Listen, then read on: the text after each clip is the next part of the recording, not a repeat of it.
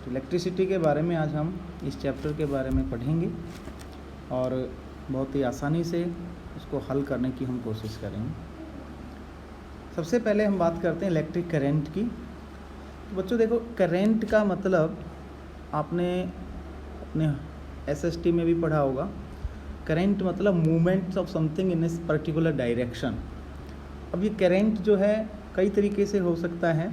आपने सुना होगा वाटर करंट का नाम सुना होगा आपने, और एयर करंट के बारे में भी सुना होगा। तो ये जिस तरह से ये देखिए, ये air current, air moving air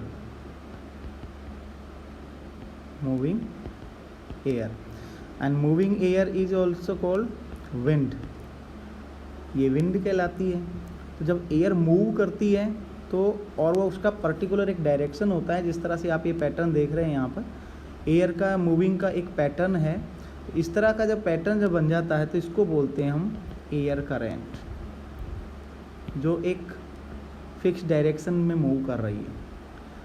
और इसी प्रकार से वाटर करंट भी होती है। ये आपने अपनी एसएसटी में ज्योग्राफी में पढ़ा होगा। वाटर करंट में वाटर जो है एक पर्टिकुलर डायरेक्शन में मूव करना शुरू कर देता है और continuously in the same direction it is flowing. So ये जो मूवमेंट ऑफ वाटर है इसको हम कहते हैं वाटर करंट। अब बात हम वापस आते हैं इलेक्ट्रिक करंट की। तो जैसा कि करंट की हम बात कर रहे थे, वाटर करंट में वाटर मूव कर रहा है, एयर करंट में एयर मूव कर रहा है। तो इन the same way electric current में क्या मूव करेगा? इलेक्ट्रिसिटी मूव करेगी। अब इलेक्ट्रिसिटी है क्या, उसके बारे में समझना है। तो इलेक्ट्रिक करंट और इलेक्ट्रिसिटी दोनों एक दूसरे के सिमिलर हैं। इलेक्ट्रिक करंट जो है फ्लो ऑफ इलेक्ट्रॉन्स है। जब इलेक्ट्रॉन एक पर्टिकुलर डायरेक्शन में कंटिन्यूअसली मूव करना शुरू कर देते हैं, that is called electric current. और इस इलेक्ट्रिक करंट जहाँ से फ्लो होता है, तो हम जो मोस्टली यूज करते हैं डिवाइस, उसका नाम है सेल। तो सेल से हम इलेक्ट्रिसिटी को या इलेक्ट्रिक करंट को एक पर्टिकुलर डायरेक्शन में फ़्लो करवा सकते हैं। अब ये इलेक्ट्रिक करंट जो है एक्चुअली में ये फ्लो ऑफ इलेक्ट्रॉन्स है। इलेक्ट्रॉन्स के बारे में आपने क्लास 9th में भी पढ़ा है, 10th में भी पढ़ा है। इलेक्ट्रॉन्स पॉजिटिव चार्ज हैं किसी भी एटम के अंदर, और इनके number of electrons and protons जो है एक एटम में सेम होते हैं। दैट इज़ वाई जो एटम है वो इलेक्ट्रिकली न्यूट्रल होता है, उसके ऊपर किसी प्रकार का कोई चार्ज नहीं होता है। अब इलेक्ट्रॉन्स जो होते हैं खुद नेगेटिव चार्ज हैं, तो ये क्या करते हैं, नेगेटिव टर्मिनल से पॉजिटिव टर्मिनल की तरफ मूव करते हैं। किसकी बात करें हम? We are talking about the cell. तो एक सेल में जो इलेक्ट्रॉन्स हैं उनका मूवमेंट होगा नेगेटिव टर्मिनल से पॉजिटिव टर्मिनल की तरफ। इलेक्ट्रिक करंट जो है ये पॉजिटिव टर्मिनल से नेगेटिव टर्मिनल की तरफ मूव करती है। इस बात को अच्छे से समझें। जिस डायरेक्शन में इलेक्ट्रॉन्स मूव कर रहे हैं that is not a direction of electric current. Electric current उससे अपोजिट डायरेक्शन में मूव कर रही है। और ये क्यों हुआ है ऐसा? ये एक इसके पीछे लॉजिक ये है कि पहले जब इलेक्ट्रॉन्स के बारे में डिस्कवरी नहीं हुई थी, उससे पहले भी इलेक्ट्रिसिटी के बारे में डिस्कवरी हो चुकी थी। चार्ज का मूवमेंट जानकारी में था, तो उस समय जो चार्ज का मूवमेंट था उसे पॉजिटिव समझा जा रहा था कि पॉजिटिव चार्ज होता है वो मूव कर रहा है। लेकिन जब डिस्कवरी हुई इलेक्ट्रॉन्स की, तब पता चला कि एक्चुअली में जो चार्ज मूव कर रहा है वो तो इलेक्ट्रॉन है। अब उसको कन्वेंसली रखने के लिए और ज़्यादा तब्दीलियां ना करने पड़े, ज़्यादा चेंजेस ना करने पड़े, इसलिए उसको ऐसे ही रख लिया कि इलेक्ट्रॉन तो जो है वो नेगेटिव से पॉजिटिव की तरफ मूव करेंगे, लेकिन जो इलेक्ट्रिसिटी है उसको जब सिंबल में शो करेंगे, सर्किट में जब हम शो करेंगे, तो उसको एरो मार्क हम शो करेंगे पॉजिटिव से नेगेटिव टर्मिनल की तरफ। ठीक है। इलेक्ट्रिक करंट, अब देखते हैं इलेक्ट्रिक करंट को एक्सप्रेस कैसे करते हैं। एज ए साइंस जब हम पढ़ रहे हैं तो चीज़ों को एक्सप्रेस करना, जैसे कि एटम को एक्सप्रेस कर रहे हैं, इलेक्ट्रॉन को एक्सप्रेस कर रहे हैं, प्रोटॉन्स को एक्सप्लेन कर रहे हैं, ऐसे ही इलेक्ट्रिक करंट को एक्सप्रेस करना है। तो इलेक्ट्रिक करंट एक्चुअली में क्या है कि जो इलेक्ट्रॉन्स मूव कर रहे हैं फ्रॉम वन डायरेक्शन टू, या हम कहें वन टर्मिनल से दूसरे टर्मिनल की तरफ जब वो मूव कर रहे हैं तो ये होगा किसके थ्रू, एक कंडक्टर के थ्रू। ऑब्वियसली कंडक्टर के थ्रू ये मूव करेंगे, बिना कंडक्टर के तो मूव नहीं कर सकते। सो उनके मूवमेंट के जो रेट है, और we can say the rate of flow of charge, जो चार्ज यहाँ पर किससे रिलेटेड है, इलेक्ट्रॉन से ही रिलेटेड है। तो इलेक्ट्रॉन के फ्लो की जो रेट है, रेट को हम कैसे रहेंगे, टाइम के कॉन्टेक्स्ट में उसको लेके चलेंगे, टाइम के साथ में। Rate of flow of charges through a conductor और a quantity of charges flowing through a conductor in a unit time is called electric current। ठीक है, यहाँ इलेक्ट्रिक करंट को हम I से शो करते हैं, और चार्ज को शो कर रहे हैं हम Q से, और टाइम को शो कर रहे हैं हम T से, यहाँ पे शो किया जाता है। I current, Q charge and time is T। इसकी जो स्टैंडर्ड इंटरनेशनल यूनिट है वो है कूलम, और इसे C से एक्सप्रेस करते हैं। It is the charge contain. अब यहाँ समझने की बात है, इंटरेस्टिंग बात ये है कि ये जो चार्ज है 1 कूलम, अगर हम बात करें 1 कूलम ऑफ चार्ज की बात करें तो ये 1 कूलम चार्ज कितने इलेक्ट्रॉन के चार्ज के इक्वल है। This is equal to 6 × 10⁻18 electrons का जितना चार्ज होता है उतने चार्ज के इक्वल 1 कूलम होता है। ठीक है, और दूसरी तरफ अगर हम ये बात करें कि एक इलेक्ट्रॉन पे चार्ज कितना होता है, सो 1 इलेक्ट्रॉन पर जो चार्ज है 1.6 × 10⁻19 कूलम इसका चार्ज होता है। सबको पता है, पिछली क्लास में आप पढ़ चुके हैं। तो बहुत छोटी यूनिट है ये, कूलम जो है छोटा यूनिट है, क्योंकि -19 में अगर आप इसको 18 टाइम मल्टीप्लाई भी कर रहे हैं तो भी ज़्यादा कुछ फ़र्क इसमें दिखाई नहीं दे रहा है। सो 1 कूलम जो यूनिट है बहुत छोटी यूनिट है चार्ज को मेज़रमेंट करने की, और इसकी इलेक्ट्रिसिटी की जो स्टैंडर्ड इंटरनेशनल यूनिट है उसे हम कहते हैं एम्पियर। चार्ज की यूनिट थी कूलम, और इलेक्ट्रिसिटी की यूनिट है एम्पियर। अब एम्पियर जो है एक छोटी यूनिट है, इससे छोटी यूनिट भी हो सकती है जिसको हम कहते हैं milliampere. Milliampere, milliampere is equal to 1/1000 ampere, means 1000 part of ampere is called milliampere. और इसको हम दूसरे तरीके से ऐसे भी एक्सप्रेस कर सकते हैं 1/10⁻³ एम्पियर, और in scientific way it can be written as 1/10⁻³ ampere. इससे भी छोटी एक और यूनिट होती है जिसको बोलते हैं माइक्रो एम्पियर। माइक्रो एम्पियर में इसको म्यू से और ए से शो करते हैं। Microampere is equal to 1/10⁻⁶, 1/10⁻⁶, और इसको हम ऐसे भी लिख सकते हैं 1/10⁻⁻6 एम्पियर, इसको भी एम्पियर लिखेंगे। ठीक है, सो मिली एम्पियर और माइक्रो एम्पियर ये छोटी यूनिट हैं। अच्छा, मिली एम्पियर को एम और ए ऐसे शॉर्ट में इसको लिखते हैं। जिस प्रकार से बड़ी यूनिट के लिए हम मेगा यूज़ करते हैं, अगर कोई बड़ी यूनिट हमें दिखानी है तो उसको मेगा, गीगा, टेरा, इस तरह से हम आपकी मेमोरी को एक्सप्रेस करते हैं। तो सेम वे उल्टे तरीके नहीं, अगर छोटे तरीके में उसको एक्सप्रेस करना तो उसको मिली और माइक्रो के रूप में यूज़ कर रहे हैं। 1 एम्पियर इज़ द करेंट। अब यहाँ बात करती है, ये very important for the exam, कि 1 एम्पियर क्या होता है। 1 एम्पियर की डिफ़ाइन करी हुई। सो 1 एम्पियर जब हम अगर इसके फॉर्मूले को देखते हैं, that is I is equal to Q/T। अब देखो I को हमें क्या करना है, 1 के इक्वल करना है। अब I इक्वल टू 1 कब हो सकता है, ये तभी हो सकता है जब equal amount of charge and equal amount of time हो।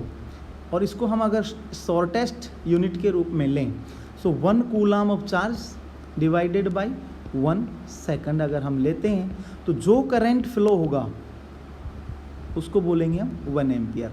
या इन अदर वर्ड्स हम अगर कह सकते हैं कि अगर 1 कूलम चार्ज को 1 सेकंड तक फ्लो करवाया जाए किसी सर्किट में, तो जो रिजल्टिंग उसका जो करंट फ्लो होगा वो होगा 1 एम्पियर। ठीक है, 1 एम्पियर। इसको मेजरिंग जो यूनिट होती है या मेजरिंग जो इंस्ट्रूमेंट है, यूनिट तो इसकी एम्पियर हो गई, इसका मेजरमेंट करने वाला जो इंस्ट्रूमेंट है उसको एमीटर बोलते हैं। और एमीटर जो है सर्किट में जब भी हम एमीटर को लगाएंगे तो उसको सीरीज में लगाते हैं।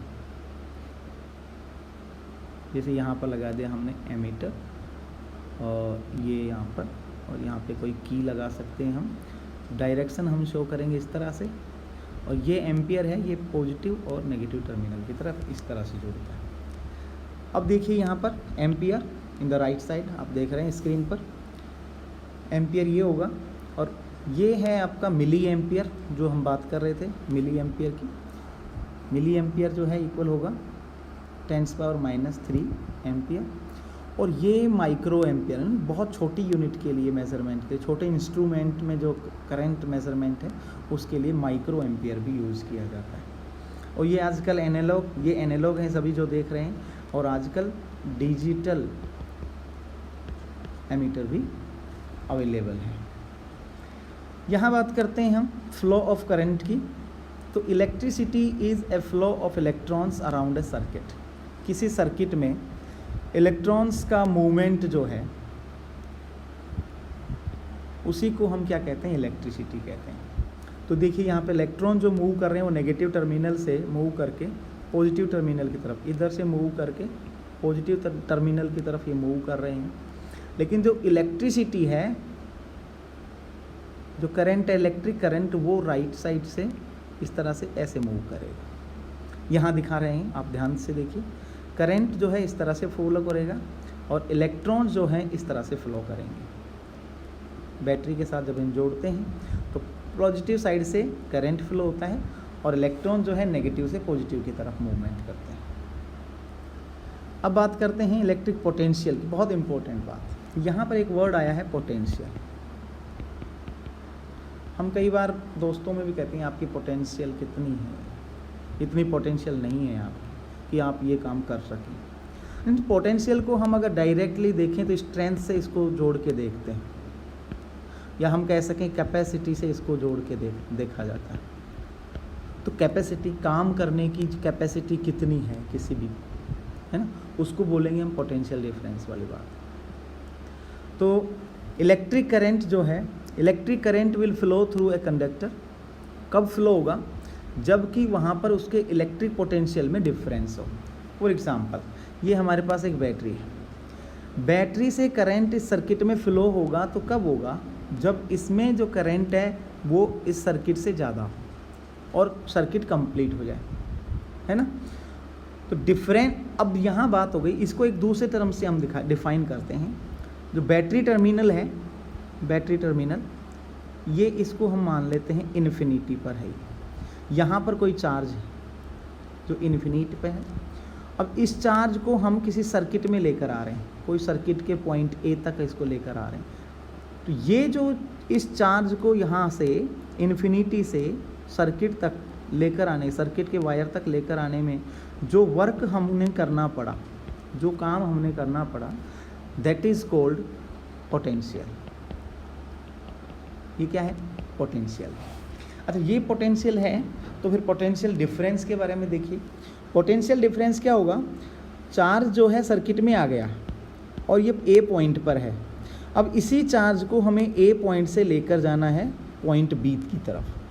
तो यहाँ से पॉइंट ए से बी की तरफ जब एक चार्ज को हम लेकर जा रहे हैं तो उसके लिए जो काम करना हमें पड़ रहा है, जो हम यूज कर रहे हैं, पावर यूज कर रहे हैं, जो काम हम कर रहे हैं, वो काम ही स्टोर हो जाता है उसकी पोटेंशियल डिफरेंस के। तो यहाँ इसकी पोटेंशियल इसका कुछ और था, और बी पर जब ये पहुँचेगा, यही सेम जो चार्ज है वो बी पर पहुँचता है, तो इसकी पोटेंशियल कुछ डिफरेंस हो सकती है। तो इन पोटेंशियल में जो डिफरेंस आएगा उसी का नाम है फिर पोटेंशियल डिफरेंस। ठीक है। तो इसी कंडक्टर, ये कोई कंडक्टर ए बी है, इसके एंड, दोनों एंड के बीच में अगर पोटेंशियल में कोई किसी टाइप का डिफरेंस आ रहा है, उसी को हम बोलते हैं पोटेंशियल डिफरेंस बोलते हैं। ठीक है। अब पोटेंशियल डिफरेंस को फाइंड आउट कैसे करते हैं, वेरी सिंपल। हमने एक सर्किट में ए और बी जो 2 पॉइंट हैं, कंडक्टर के 2 पॉइंट, उन ए से लेकर बी तक जब हम चार्ज को लेकर जा रहे हैं तो हमें क्या करना पड़ रहा है? वर्क करना पड़ रहा है। किसके लिए वर्क करने हैं? उस चार्ज को मूव करने के लिए। कौन से चार्ज को? 1 unit of charge, 1 unit charge को ए से बी तक लेकर जा रहे हैं तो हमें काम करना पड़ रहा है, और वो जो पोटेंशियल डिफरेंस आ रहा है उसको हम कहेंगे work done divided by the charge. ठीक है, इसको work done divided by the charge, work को हम लिखते हैं W से और चार्ज को लिखते हैं Q से। सो पोटेंशियल डिफरेंस जो है उसको V से एक्सप्रेस कर रहे हैं, और इसकी जो यूनिट होती है, इसकी यूनिट हम इस तरह से लिखेंगे, जूल पर कूलाम, जूल पर कूलाम। और इसको हम ऐसे भी लिख सकते हैं, जूल को J से, कूलाम को C से। और इसके लिए एक नई यूनिट बनाई उन साइंटिस्ट के नाम पर जिन्होंने पोटेंशियल डिफरेंस को फाइंड आउट किया, उनका नाम वोल्ट था, तो उन्हीं के नाम पर ये यूनिट इनकी रखी गई। और इसको हम इस तरह से भी लिख सकते हैं, JC-1, है ना, जूल पर चार्ज, पर यूनिट चार्ज, पर कूलाम। ओके, और इसका नाम है वोल्ट, इसको वोल्ट V से भी शो करते हैं। अब फिर से एग्ज़ाम के लिए वेरी इंपॉर्टेंट चीज़ ये आ गई, define the 1 volt of potential difference. 1 volt को डिफाइन करने के लिए इन द सेम वे हमें फिर से वहीं जाना है कि जूल अपॉन कूलाम। अब ये यूनिट V1 कैसे हो सकती है? इसकी यूनिट 1 होने के लिए ज़रूरी है कि जूल भी 1 हो और कूलाम भी 1 हो। Then we will get the potential difference as 1 volt. So 1 volt will be equal to 1 joule upon 1 C। So इसको डिफाइन अगर हम करें, so 1 volt is the potential difference when 1 joule of work is done to move a charge of 1 coulomb. 1 coulomb charge को अगर move करने में 1 joule of work use हो रहा है तो जो पोटेंशियल डिफरेंस होगा उसको हम कहते हैं 1 वोल्ट कहेंगे। अब देखते हैं पोटेंशियल डिफरेंस मेजरमेंट करने के कुछ इंस्ट्रूमेंट्स के बारे में। तो पोटेंशियल डिफरेंस मेज़र किया जाता है वोल्ट मीटर के थ्रू। वोल्ट मीटर आप यहाँ स्क्रीन पर देख रहे हैं, ये एनालॉग है, एनालॉग वोल्ट मीटर है, और ये है आपका डिजिटल वोल्ट मीटर। सो आजकल डिजिटल वोल्ट मीटर भी आ गए हैं और एनालॉग ये पहले से यूज़ कर रहे हैं। दूसरी बात, इसको जब सर्किट में इसको ऐड किया जाएगा, तो ये मैं पहले बताया या नहीं बताया, एक बार फिर से समझ लीजिए। एमीटर जो होता है, एमीटर को जब सर्किट में जोड़ते हैं तो उसको सर्किट में जोड़ते हैं सीरीज में, सीरीज में उसको जोड़ा जाता है।